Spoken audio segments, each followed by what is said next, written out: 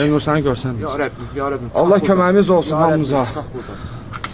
Ya Rəbbim, çıxaq bir dənə sağ-salamat çıxaq buradan.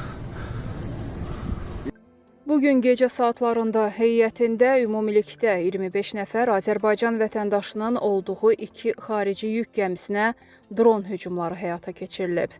Bu barədə Xarici İşlər Nazirliyi məlumat yayıb. Bildirilib ki, sözü gedən gəmilər Azərbaycan dövlətinə məxsus deyil. Hücum nəticəsində ümumilikdə 5 nəfər vətəndaşımızın həlak olduğu, 3 nəfərini isə yaralandığı barədə Rusiya tərəfindən müvafiq məlumat daxil olub. Yaralılar Yeysk şəhər xəstəxanasına yerləşdiriliblər. Hazırda məsələ ilə bağlı Xarici İşlər Nazirliyi tərəfindən aidiyyatı dövlət qurumlarımız, ölkəmizin diplomatik nümayəndəlikləri, habelə müvafiq ölkələrin səlahiyyətli qurumları ilə əlaqələndirmə işləri həyata keçirilir. Rusiyadakı səfirliyimizin bir neçə nəfər əməkdaşı hadisə yerinə yola düşüblər.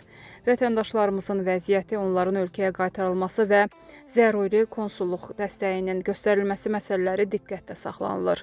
Həlak olanların ailələrinə və yaxınlarına dərin hüzünlə başsağlığı verir.